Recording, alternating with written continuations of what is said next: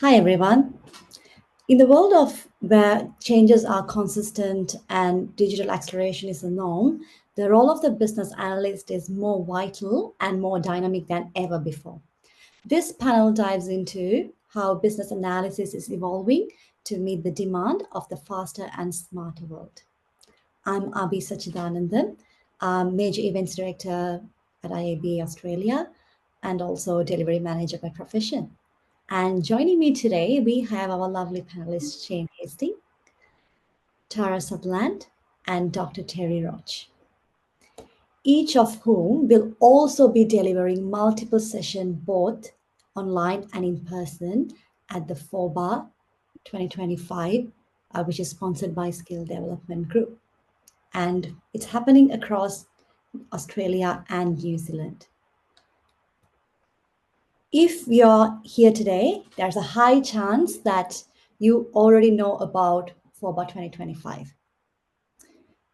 It begins with the 1 week online program from 13th to 17th October and followed by full day in-person events across Australia and New Zealand from 20th to 24th October. And Sydney will be our flagship event, bringing together our board, the global leadership, and industry delegates. So if you haven't done this already, scan this QR code to know more about our program and also to purchase our tickets. Amazing. And also, I really want to do one more highlight and talk about the AI for business analysis hands-on course. I personally attended this course earlier this year and I love the content, the interaction, the real practical experience of using the AI to make our work faster and more effective. So if you like to attend, which I really recommend, you should be using this code you see on the screen. That is FOBA 2025 to get $250 off. So here you go. Don't miss the chance. Wonderful. And I can see the comments, and there are people who attended the course as well, which is amazing. All right. So I'm excited to dive into today's discussion. And while we are talking and having discussions, if you have any questions on the Zoom, you can see a Q&A option. So add your questions there and we'll pick them up at the end. And let's get started. So I'm going to stop sharing so you guys can see all of us. Wonderful. Shane, I want to start with you. You challenge the move fast and break think mindset by bringing us back to the BA core concept model. In practice, how can the BA ensure those 6 elements, that is change, need, solution, stakeholder value, and context, aren't overlooked when leadership is pushing for speed above all else? Do you want to talk about that? Oof. Yeah. Um, we move fast, and the pressure today is to constantly move faster and faster and faster. I'm going to, in my in-person talk, I am talking about how do we make sure we move fast in the right direction? And just as a little bit of a preview, there's a bit of a Formula One theme going through it. But we'll pick that up, of course, in the talk and in the events.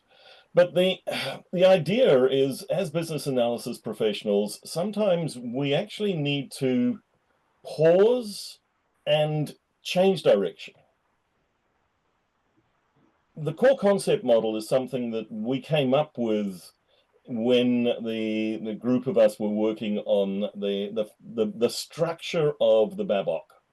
So I was one of the core team. There were 9 of us volunteers from around the world who got together, and we were trying to find what is the distilled essence of the work that we do. So we came up with these 6 fundamental core concepts, and then have defined the work that we do in terms of them. So business analysis is the practice of identifying needs and recommending solutions that deliver value for stakeholders in the context of their organization. And there are the concepts. Now, the move fast sometimes leaves behind one or more of those. All too often, I have seen organizations where we move really fast and we've really, really efficiently solved the wrong problem. And then turn around and go, oh, shucks. And the statistics that are out there kind of back this up. 70% of change initiatives don't deliver the anticipated value. A significant chunk of those are absolutely catastrophic. But we've also got to tackle the fact that 75% of requirements will change in any 12-month period. So we can't stop and cast things in stone. How do we rapidly move fast and know when to slow down, to take the right corner, using that Formula One metaphor. So in my session, I'm going to be talking about, how do we sense, how do we respond, how do we adapt, and of course, going into each of those 6 concepts. And some of the idea is to give people practical tools to use so that they can move fast effectively. And definitely, Michael was saying on the chat, I like the F1 metaphor as well, easy to connect. And Shane, like that's one of the things we are looking at the 4-bar conference as a whole, not just the concept, but also the practical examples on how we can use it, and any proven method that you have used in the past that would be useful for us. And I'm so much looking forward because, as you mentioned, 70% it's requirement, and that's handled by the BAs. So we have to know and we have to have control of how we can manage it effectively to move faster. Thank you. And Dr. Terry, in one of your session, you'll be talking about how to observe, orient, decide, and act in the constantly evolving market as a strategic decision maker. And I also saw you are highlighting why transformation leaders value business capability maps over delivery roadmap. And I'm so curious to know why they prefer that transition and rely too much on the capability-led planning. And also, follow-up question, how as BAs we could contribute to that shift?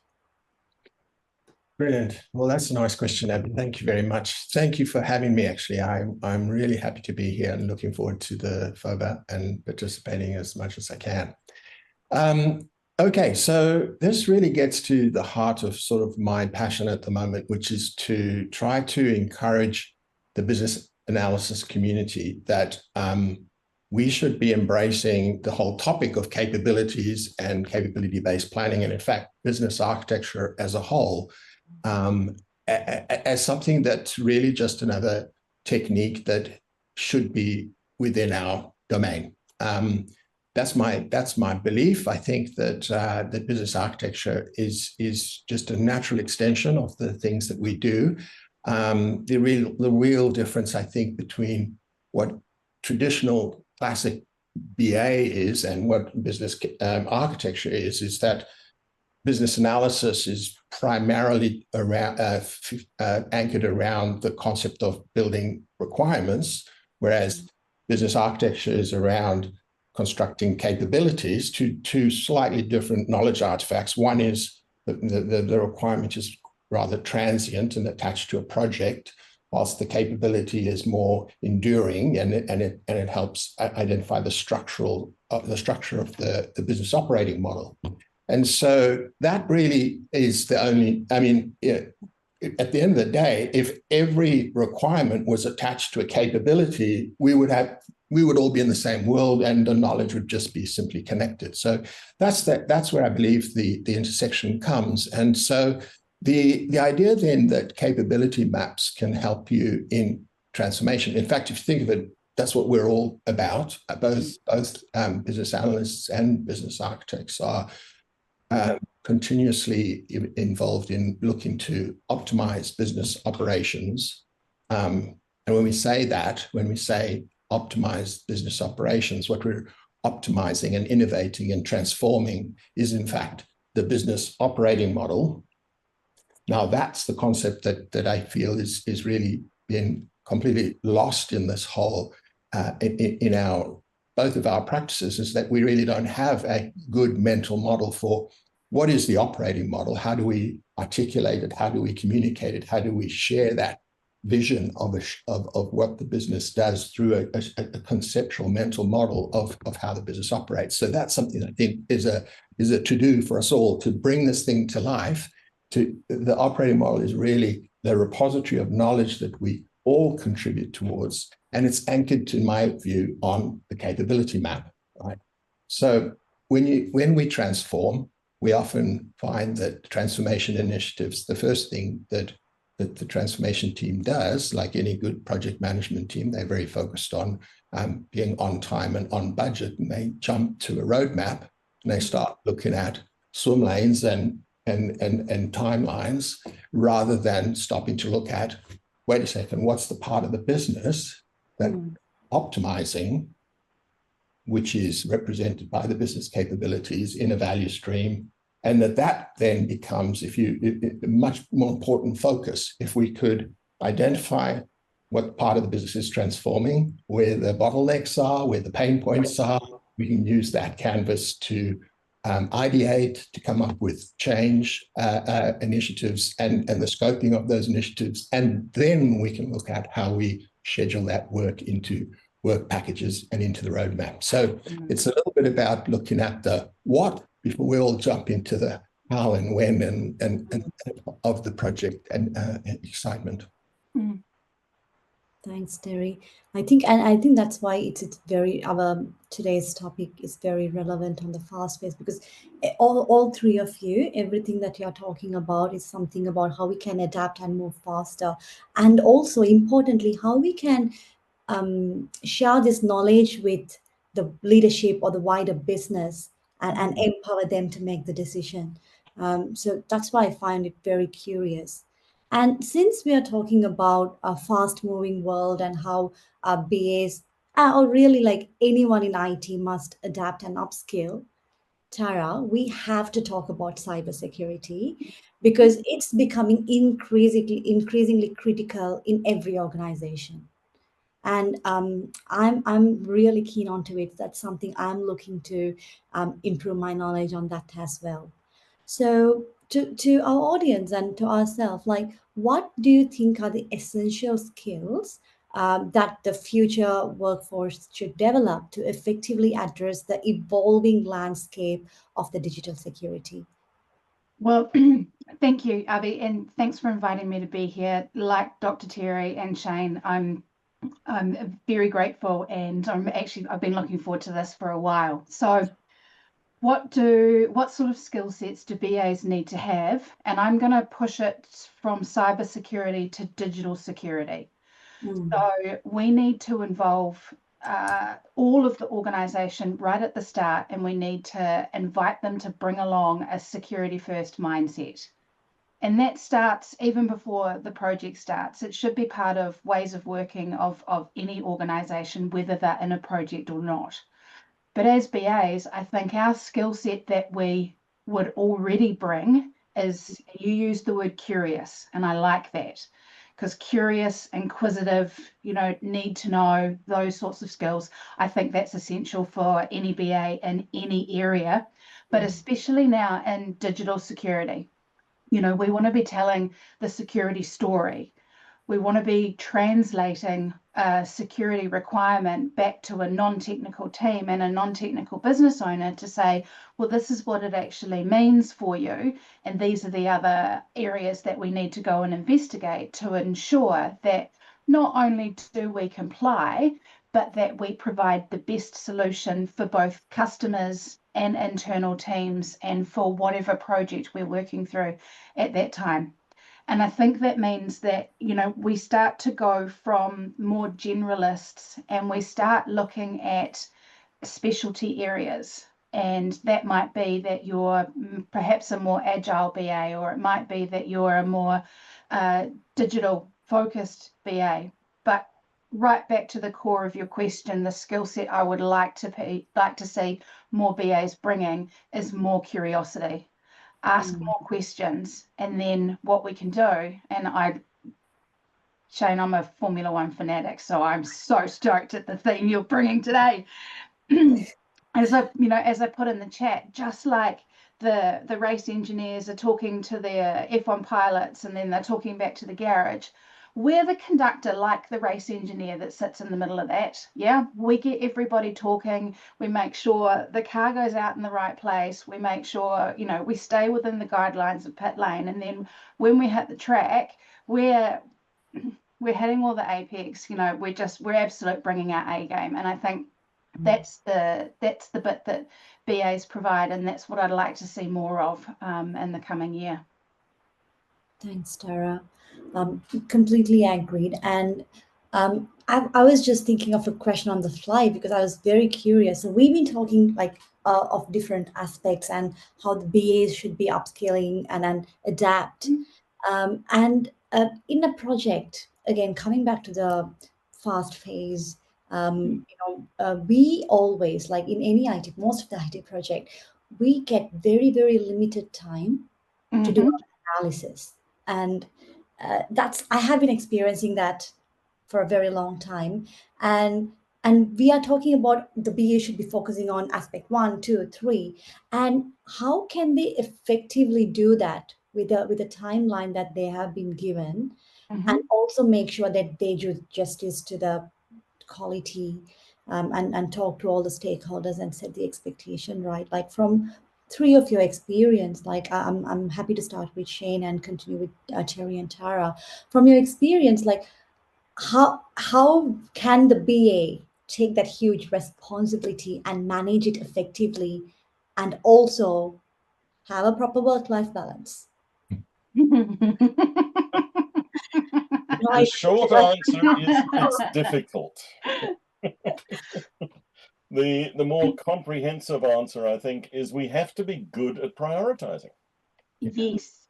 In the same way we prioritize backlog items and features and capabilities, we have to be good at rapidly making decisions about, is this thing worth spending time on, and what proportion or how much time should we spend, should I spend, should we spend, and where it is. So a tool like the Eisenhower matrix is possibly a useful one there. There might be, and this I have seen frequently, there's lots and lots of little things that are coming at you, which you're getting because you're a really helpful person. Not necessarily because you are the right person to be doing it. And sometimes putting the boundaries around, no. And helping to identify. So that I see a comment in there, carving out time for deep work, really useful as well. But that managing the prioritization, and for me, the Eisenhower matrix is a useful tool for that one. Thanks, Shane. Terry, what do you think? I think it's a very valid point. I think it's in part, in my mind, a symptom of the fact that BA work is very often project-centric and driven by the pressures of, we need to get this thing done by that time.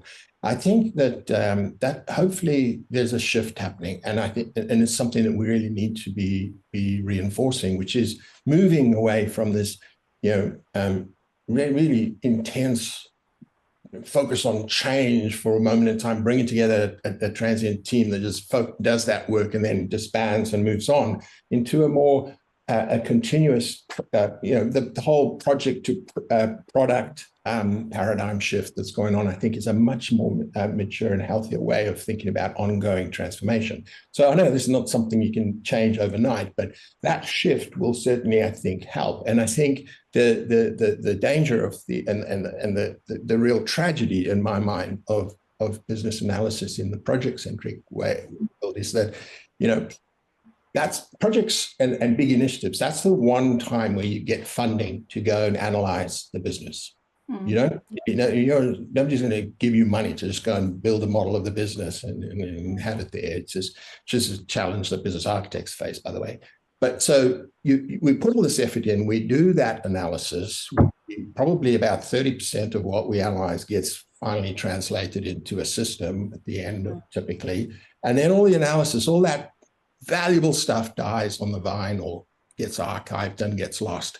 It shouldn't be like that. It should be attached to this body of knowledge about the business operating model. And I'm sure if we had, this is the thing, bringing the architects together with the analysts and anchoring your requirements on the capabilities so that they're there forever and in the architecture repository. And if you move to an ongoing relationship with that part of the business that owns the product and you own those requirements, your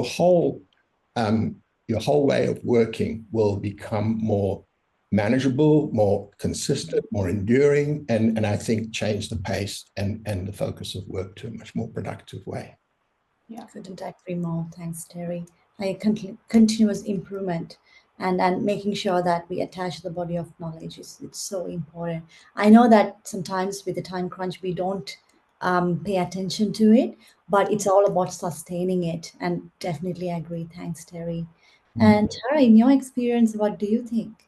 Well, Shane made a really interesting point using the Eisenhower matrix, right? So you categorize your tasks by their urgency and you set yourself the level of importance so that you're truly focusing on what matters. That's great for us, but we also have another challenge, which is how do we best prioritize the time we need with the business or with the organizations that we're working with when they are so frantic and focused on what they're supposed to be doing. And they may have brought us in as professionals, as a professional services team to help out. We may be in-house BAs, but we still recognize that we get a quarter of the time we probably need with them in order to be able to translate their requirements into something that we can truly deliver. So I like to set a real fierce agenda for any of my workshops or any of my time that I spend with my product owners or my GMs or my business owners. I'll go through a visual session with them. So I love a mind map. Oh, love a mind map.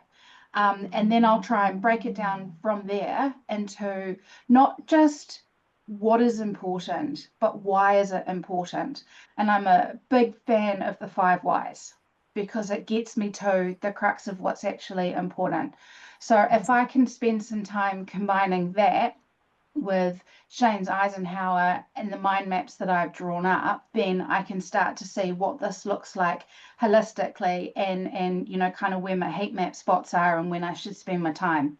And then I can see there's some conversation in the chat about AI. So if you've got a Copilot license or you've got a ChatGPT license, throw in the Babok, throw in the PM Bok, throw in the SciBok, throw in Adrian Reed's Black Metrics, BA Digest articles, all of the resources that you can get, and get yourself off that blank page to start planning out using your own agent what looks like good as a starting point. And that's probably the other question that I ask right at the start. What does good look like? If we were going to be successful, what would be true? And then you know that you are sticking to that. And as time challenges really start to crunch, or as scope creep comes on, and we can go back and say, no, this is what we said good looks like. If we have to change, is there a real reason for it? Or are we, kind of just getting a little bit caught up in the weeds here? I'm loving this conversation, and I can see all the hearts and thumbs up flying, and that's how I feel inside as well. Because everything that you guys mentioned about like mind my agenda, returning to the analysis, picking our battle, how much time that we spend on things, continuous improvement. For me, it's all about like going back to the basics. And sometimes in a fast-paced industry, we forget about it, and then Yeah. we just move on with the flow, and it's so important. And that's why our team this year is also around like going back to the basic and rethinking the traditional way and how we can reconnect from the human aspect. And of course, like Tara, as you mentioned, it's all about like how we can leverage the AI and all the new technologies to actually help us do the work. And Yeah. then that's what I keep telling. It's a different topic, but more than talking about AI replacing us, it's about how we can leverage AI to use, and how we can effectively move on. That's a really good point, because people don't hire us because we write a good document. People hire us because we think critically, we analyze information, and we understand emotion, connection, and organizational goals. So if I can get away from writing a business requirements document and get my agent to do the most part for me, great. Then I've got more time to sit with my product owner, sit with my business owner, and understand what they actually need. Yeah. Absolutely. We're no longer measured by the weight of our documents. We never Oh, should have been, but it felt like that. it was a measure for a while. Let's admit it. I definitely agree. And, different topic anyway, but I have been using AI for documentation and some of the things, and it made my life so much easier. Hmm. But I'm just taking the time checks, and I have a question, and I have a feeling this could be some of the questions from the audience as well. Um, and it's again, this is for three of you. Why do you think business analysis professional or anyone in the space of IT delivery should attend 4 bar in person or online? Who want to go first? I'll let Tara go first. Throw you under the bus. Oh, wow. Okay, cool. Do you want your knife back? Why do I think somebody should attend? Because of the range, because of the quality, because of the absolute depths of subjects, but also because of the human connection. We do get human connection on Zoom by being able to see Q&As and respond and that kind of thing. But in person, it's just a whole nother level. We as BAs could send out a form to survey someone, or we could go and sit in front of them, see their body language, see their facial expressions. That to me is absolute key. But also, when you're learning, you get a lot by being in the room. Yeah. And not just hearing the presentation and seeing the slides, but by actually talking to the people who are sitting around you, and getting their impression on things as well. But I'd say the number one thing about the festival, and it seems like this year it's blowing up, is just the absolute breadth of topics that are available to us. Yeah. And the quality. I've been so impressed by what I've seen, Abby, and every time you hear any of the people speaking, look at the awesome group you've brought together today. It's been really learning, great experience already. But the quality of the IIDA sessions and the passion that you pick up when you attend any of these events, it's not something that you can, get anywhere else. You have to be there. You have to sense this. And the business analysis community, I participate in quite a few. I can tell you what, if you go to this enterprise architecture event, it's nothing at all like the BA events. There is just such a spirit of community, of sharing, of helping and contributing towards our practice. And that's something that's very, very valuable. Just reinforce all of that, the in-person connection, the great community. The BA community around Australia and New Zealand are and around the world in other events, but in FOBA, the last three years of the where I've been a part of FOBA, it's just been so, it's a powerful event, bringing people together. Yet the content is useful. We're the organizers are very clear with the speakers that this has to be more than just theory.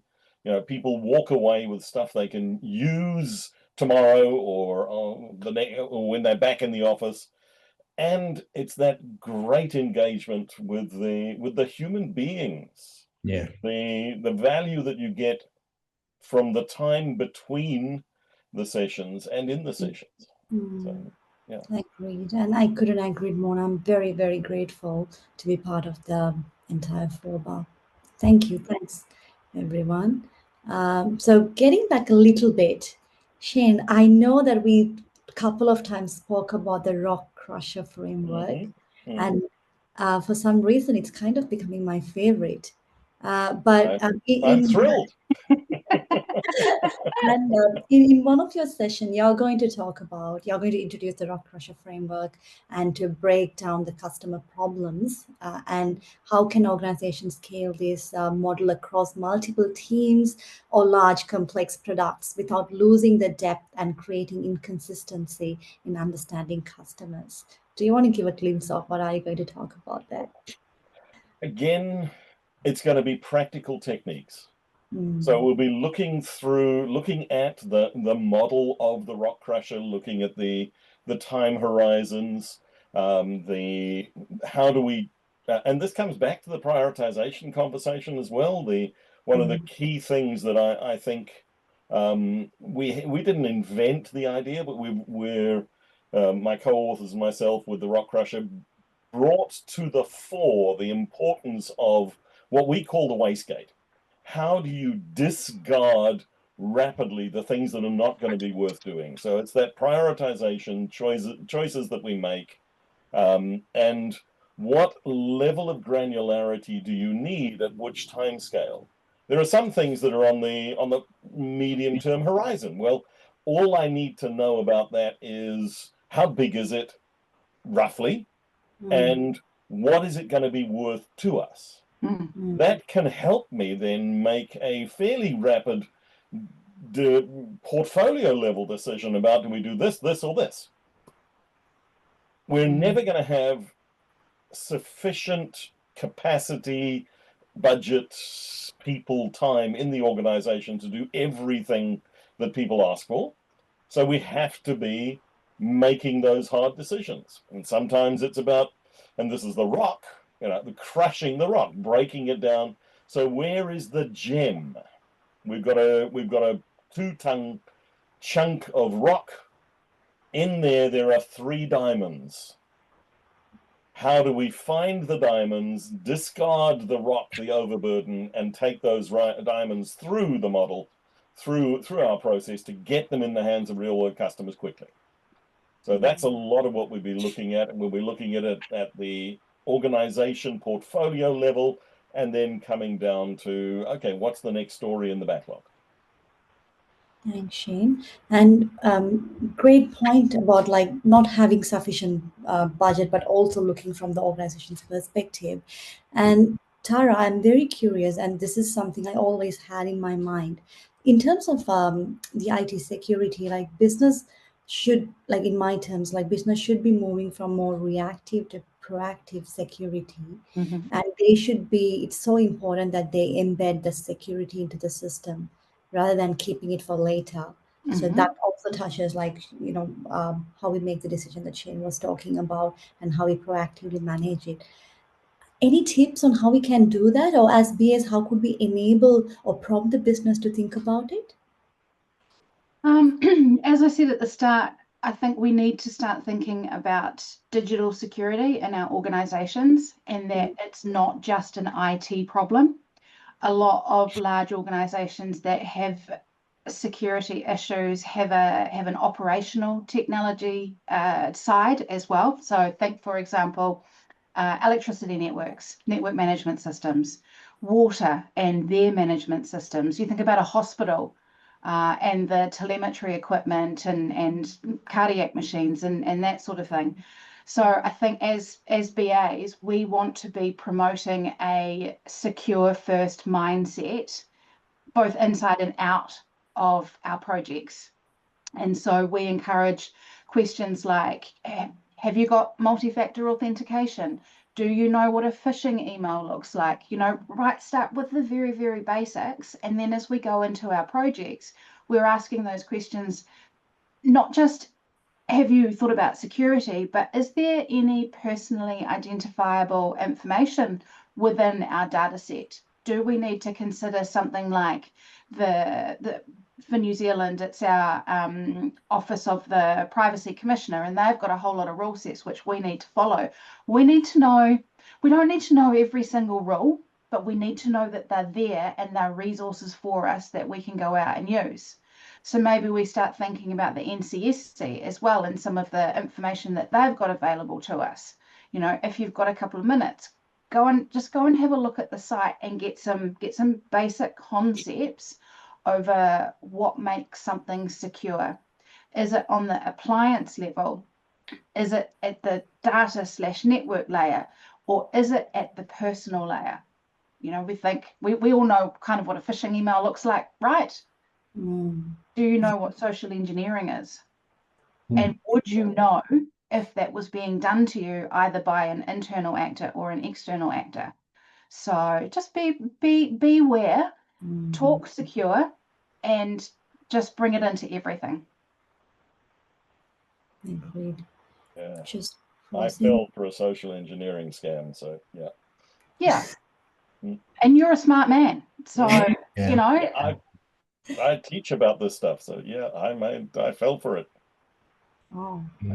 Thank God for my bank's good processes.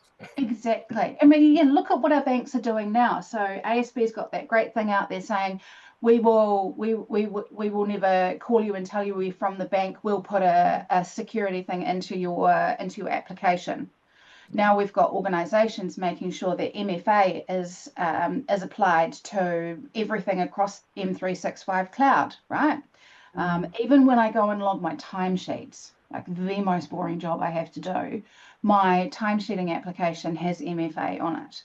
That's, so if we can get used to that, then as BAs, those sorts of questions and thoughts should come into our heads as we're working through our projects, and we're starting to develop not just non-functional requirements, but functional requirements. How does this work from a secure first perspective?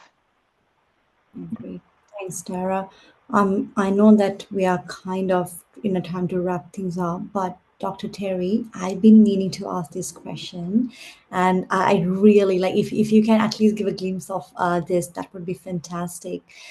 So, like, not every organization is ready for the digital twin of the organization. So I'm curious to know what steps the business analyst can take to introduce this digital twin, like real-time modeling, for example. Are there any hybrid or scale-down approach that we can still provide for the strategic visibility and decision-making agility? And how could we introduce that slowly into the organization? And I also thought, for all of the audience benefit, if you could start by just giving a very quick intro on what is this DTO that we are talking about, that would be fantastic. Thank you.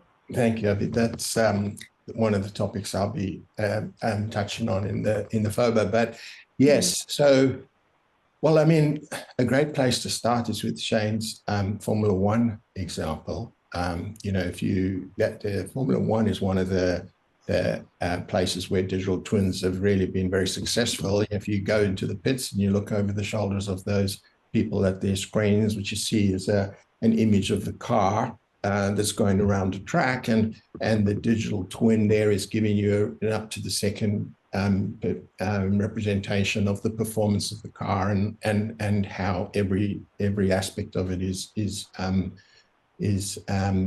responding at that very moment. So the concept is quite now broadly known across many asset-intensive industries. digital twins of planes as they're in flight. You have twins of cities, of traffic and buildings.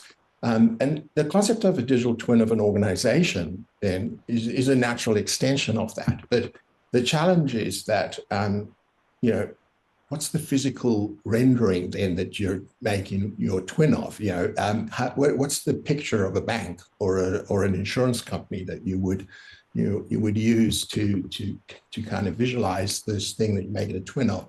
And so this is where the practice of, I think, business architecture and business capabilities and value streams give us the structure that we can then render this digital perception of. It gives us the mental model for how the business works. So business architecture, and I think, and this is exactly why I'm so excited about bringing business analysts into the fold, because it's the aggregation of so much information that we need to bring into this structure.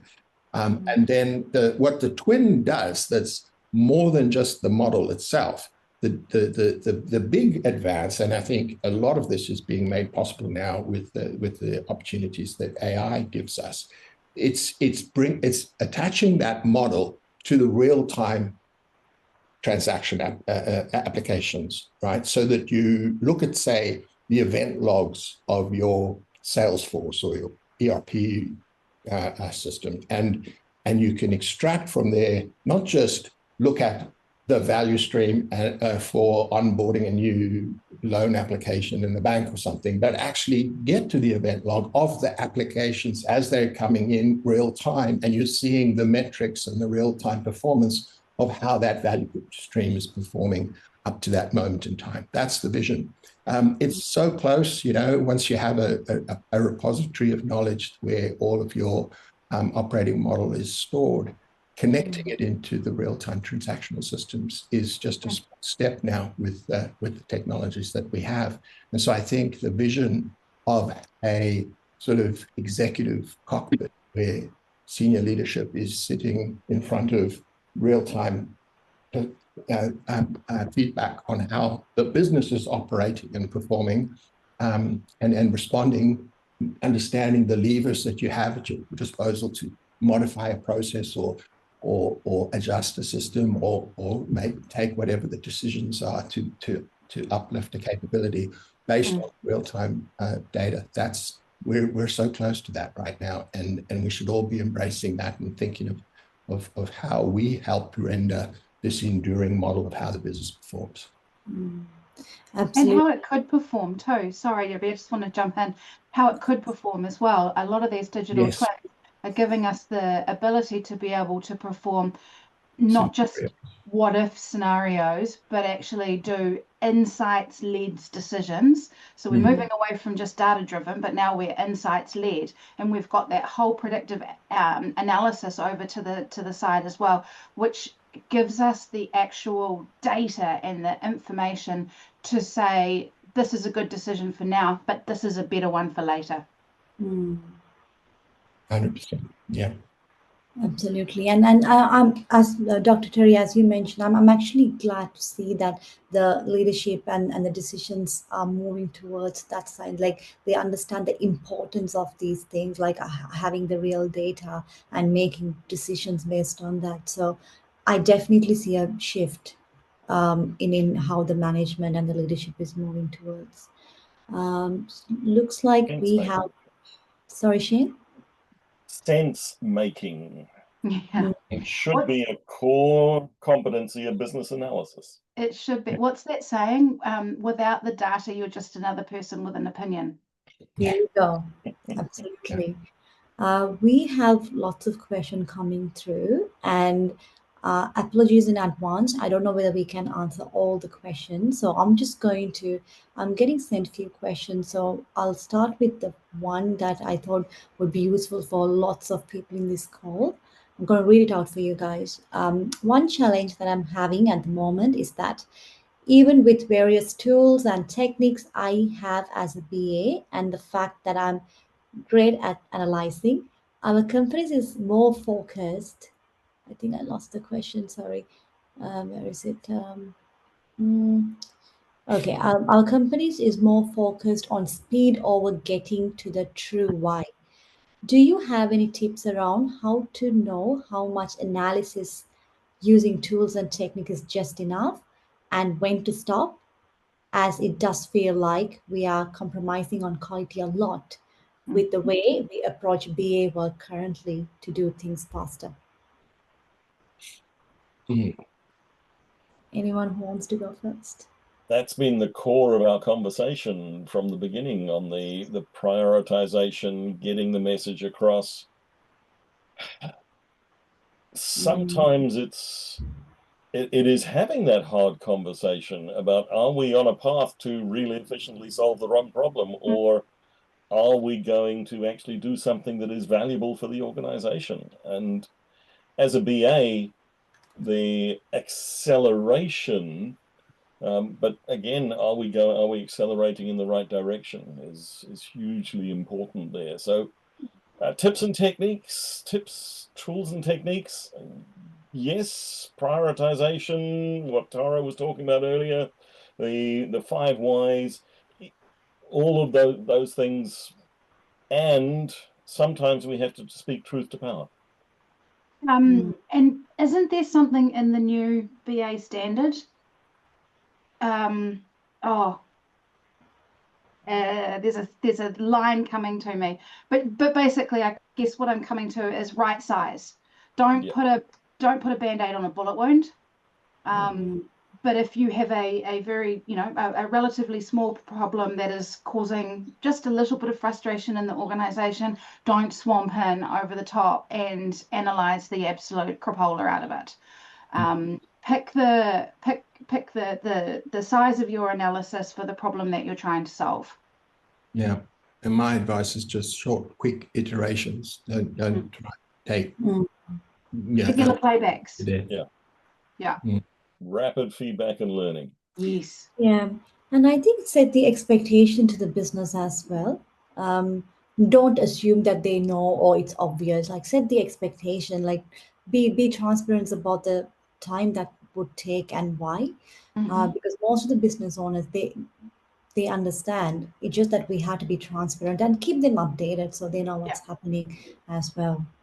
Yeah. Using that curious mindset, one of the things that works absolutely the best for me is not tell it to me like I'm 5, it's explain it to me like I'm blonde.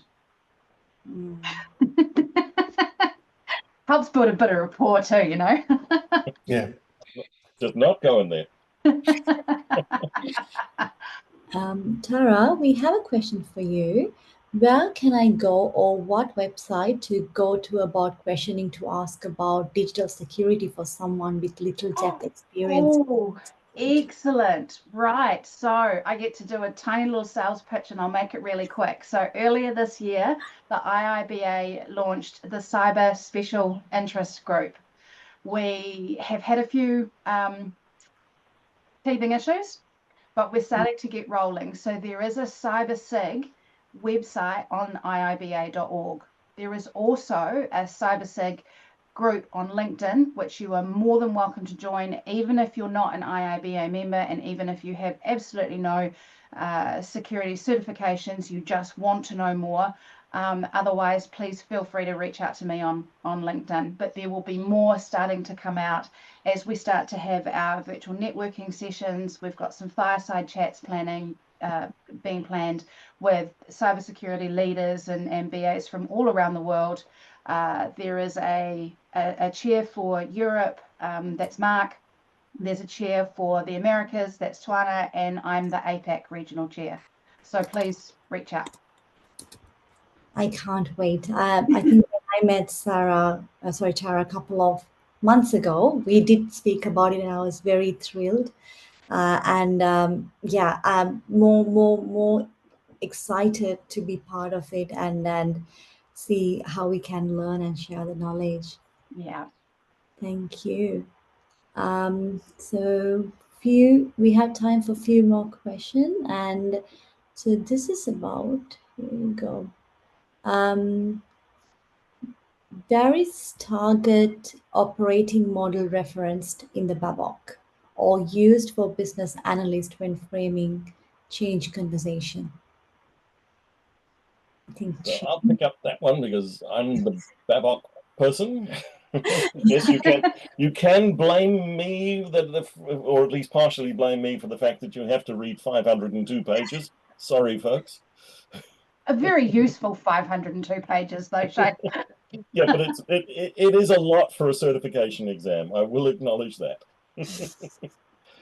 We didn't explicitly call out the concept of the noun target operating model, but the concept of the future state.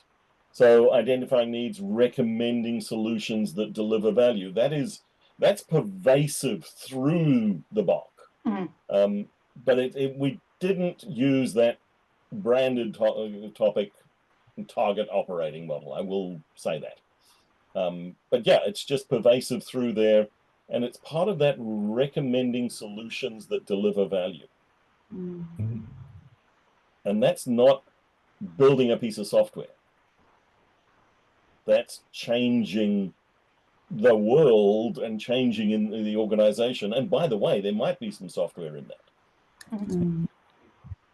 Yeah, I think if I can sort of try and read into that question, I fully agree, though, that as a practice, we have not been very good at giving people a good mental model for what do we mean by the target operating model, right?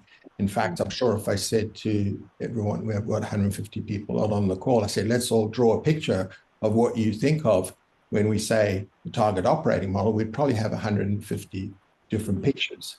And that's scary because it actually means to me that, within an organization, how do we even know, what is a business? What is it not? It's this complex social system that just exists in our minds. There's nothing physical that represents an insurance company. How do we all know that what we think about is the same as what everybody else thinks about? And if we're trying to transform it and optimize it, and we haven't got a good proper mental model for how it's actually functioning, then how do we, what's the chances of our success? I think it's a big gap. And I feel like the answer is, and I keep coming back to the idea of value streams and capabilities. I feel like that's where the answer lies. I think of the value stream as actually sort of the window into the operating model. And it should be an enduring canvas that sits in front of lines of business that they can use that to interact with all the moving parts that underpin their part of the business and see how they are orchestrated underneath the capabilities that hang off the scaffold of the value stream stages. And that's a really nice structure then that we could be reinforcing and attaching everything to. So everything that a business analyst ever does, when you're collecting some content and you're putting it in a spreadsheet, put one more column, which is which capability does that connect to? And suddenly it's all there and connected and live and will be forever have a place that we can come back to and monitor and keep going. Yeah, I agree. We have a question, and Dr. Terry, it's for you and very related to what you answered now, on whether you have seen value stream-based mapping to complement business capability mapping, and any tips or advice on how we can start using that. Yeah, exactly. I think, and that's the whole thing about sort of demystifying. So what is business architecture really? It's just really two constructs: the capability map, right, which is really this functional decomposition of everything that you do. Those create eventually the basic building blocks of a business operation. And they're very good structures. You then connect into a capability, all the tangible things, the people, process, information, technology, into these small composable blocks, and think about how you then arrange them and manage them and how mature they are and where the changes happen. That's really helpful. The challenge is sometimes that a capability map is very abstract, and it's quite difficult to bring that concept to a business team and say, find yourself in that thing. And so if you take those capabilities and you organize them into value streams, you just reassemble them, and a value stream is just a simple structure, a number of stages that support a particular interaction, like onboarding a customer or whatever, doing processing an insurance claim or something. 5 or 6 stages and capabilities off each stage, the capabilities you need to address the stage. That's the canvas. But those capabilities are dynamic. They're linked to everything else. They're the anchor points for all the other knowledge.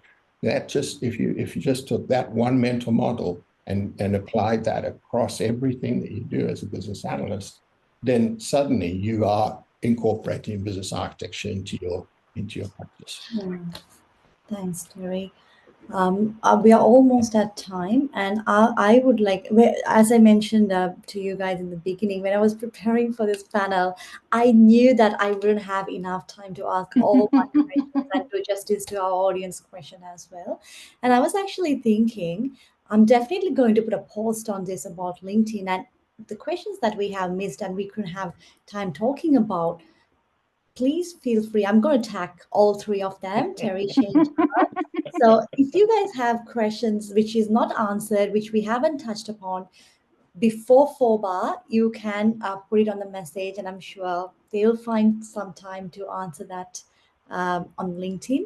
But if you're curious and if you want to pick their mind and if you want to dive deep and understand what they're talking about, again, as we discussed, come to 4bar, join 4bar, not just Tara, Shane, Terry. There are so many programs that we have been looking at crafting it, and we tried our best to balance it as well in terms of we don't just have AI topics, we just don't have agile topics. We have a combined of everything that is currently in the industry, and one thing, most of the areas that we are covering is based on the feedback that we received from the participant last year and the conversation that we have been having with the organizations this year. So I'm very, very thrilled and excited. And it's September already. I can't believe. And so, a few more weeks to go. That's what I say to myself. So I'm very excited. And today I'm very glad that we explored such diverse perspective from business analysis, strategy, security from 3 of you. And again, this is just a glimpse of what Shane, Tara, and Terry will be offering at 4bar. And again, thank you so much, Tara, Shane, and Terry, for spending your afternoon, your lunchtime. And I also know that you have made your special beverage on your side and to have a great discussion. I thoroughly enjoyed it. I really thought this is like one more reason why I'm excited for 4bar. And Shane and Terry, as you guys mentioned, this is about the vibe. Like sometimes I'm exhausted at the end of 4bar, but still I go home energized with so much lesson to learn and so many new connections that I have made during 4bar. So I'm very excited, and I'm again very grateful for your time. So thank you so much. And also, I just wanted to quickly bring Skills Development Group, who have been helping us today to make sure that this panel discussion was going well. So thank you for Catherine and Bridget for helping with all the coordination. If you have any questions on 4bar, how to buy the tickets, hit me up on LinkedIn.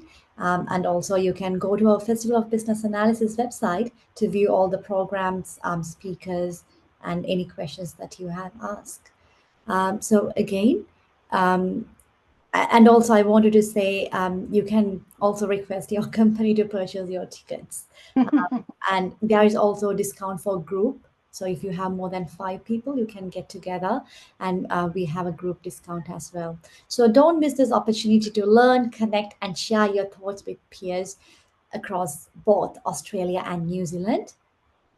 Once again, thank you, Tara, Terry, and Shane, for sharing your knowledge and passion with us today. And I can't really wait to meet all of you in person during 4bar.